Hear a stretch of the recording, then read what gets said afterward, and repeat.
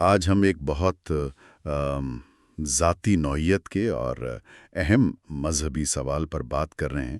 یہ معاملہ ایک مرحوم والد کی قضا نمازوں کے ازالے یعنی فدیہ سے متعلق ہے۔ ہمارے پاس جو مواد ہے نا وہ ایک سوال و جواب کی شکل میں ہے۔ پوچھا یہ گیا ہے کہ اگر والد نے فدیہ کی وصیت نہیں کی تو کیا بیٹے پر اسے ادا کرنا لازم ہے؟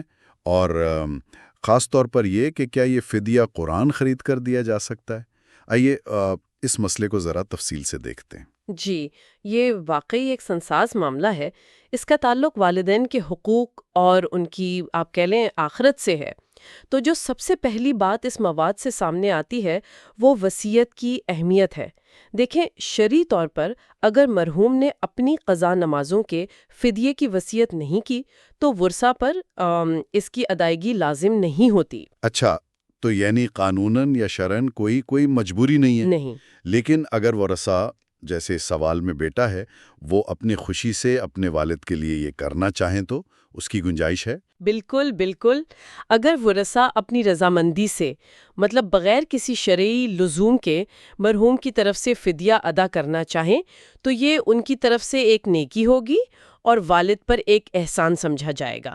اس کی یقیناً گنجائش ہے اور یہ بہت قابل تحسین عمل ہے۔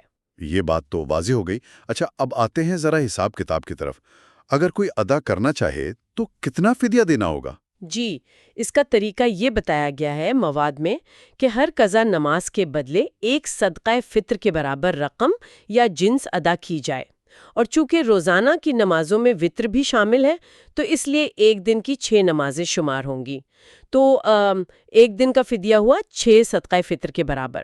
اور ایک صدقہ فطر وہ کتنا ہوتا ہے؟ مواد میں اس کی مقدار بھی بتائی گئی ہے نا؟ جی ہاں، بالکل۔ مواد کے مطابق ایک صدقہ فطر کی مقدار تقریباً 1.25 کلو گندم یا پھر اس کا آٹا ہے، یا پھر آج کل کے حساب سے اس کی جو بھی مارکیٹ قیمت بنتی ہے وہ ادا کی جا سکتی ہے۔ تو جتنے سالوں کی نمازیں قضا ہوئی ہوں انہیں دنوں میں بدل کر روزانہ 6 صدقہ فطر کے حساب سے کل مقدار یا رقم نکالی جا سکتی ہے۔ سمجھ گیا۔ یہ حساب تو نسبتاً سیدھا ہے۔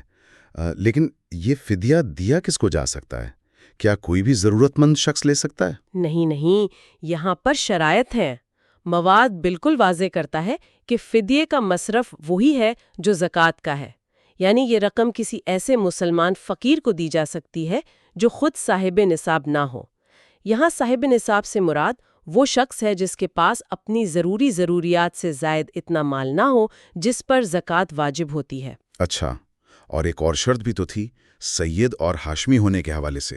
جی بالکل، یہ بھی اہم نقطہ ہے۔ زکوٰۃ کی طرح فدیے کی رقم بھی سید یا ہاشمی خاندان کے افراد کو نہیں دی جا سکتی۔ تو وصول کرنے والے کا مسلمان، فقیر ہونا، صاحب نصاب نہ ہونا اور سید یا ہاشمی نہ ہونا، یہ تینوں باتیں ضروری ہیں۔ ٹھیک ہے، اب اس سوال کے سب سے دلچسپ حصے کی طرف آتے ہیں جو مواد میں خاص طور پر پوچھا گیا۔ کیا فدیے کی رقم سے قرآن خرید کر کسی مستحق کو دیا جا سکتا ہے؟ سوال میں ڈیجیٹل قرآن کا بھی ذکر ہے۔ جی، یہ ایک اہم اور آپ کہہ لیں آج کل کے دور کا سوال ہے، اور مواد اس کی اجازت دیتا ہے۔ کہا گیا ہے کہ اگر فدیے کی رقم سے قرآن پاک خرید کر کسی ایسے شخص کو دیا جائے جو فدیہ لینے کا مستحق ہو، یعنی وہی زکوٰۃ کے مصرف والی شرائط پوری کرتا ہو، تو جتنی رقم کا قرآن خریدا گیا ہے اتنا فدیہ ادا شمار ہو جائے گا۔ تو اس سے فرق نہیں پڑتا کہ وہ چھپا ہوا قرآن ہے یا جیسے آج کل ایپس وغیرہ ہیں ڈیجیٹل فارمیٹ میں۔ اصل چیز یہ ہے کہ رقم مستحق تک پہنچ رہی ہے، چاہے وہ قرآن کی شکل میں ہی کیوں نہ ہو۔ ضرورت کے مطابق قرآن چاہے وہ مطبوعہ ہو یا ڈیجیٹل خرید کر دینے سے اتنی مالیت کا فدیہ ادا ہو جائے گا۔ یہ ایک طرح سے دینی ذمہ داری کی ادائیگی کے ساتھ ساتھ علم دین کے فروغ میں مدد بھی ہے۔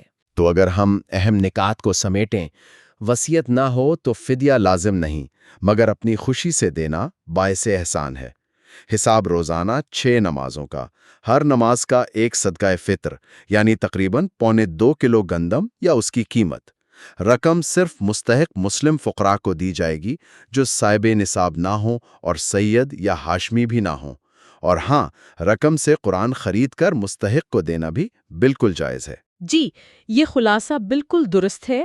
یہ رہنمائی دراصل شریعت کی عملی حکمت اور لچک کو بھی ظاہر کرتی ہے کہ کس طرح عبادات کی تلافی کے ساتھ ساتھ ضرورت مندوں کی مدد اور دینی ضروریات کو پورا کیا جا سکتا ہے۔ یہاں ایک بات مزید سوچنے کی ہے جو شاید مواد سے ہٹ کر ایک عملی سوال ہے آج کے دور کا، وہ یہ کہ خاص طور پر شہری ماحول میں کسی شخص کے واقعی مستحق فدیہ یعنی زکوٰۃ کے مصرف پر پورا اترنے کی تصدیق کیسے کی جائے۔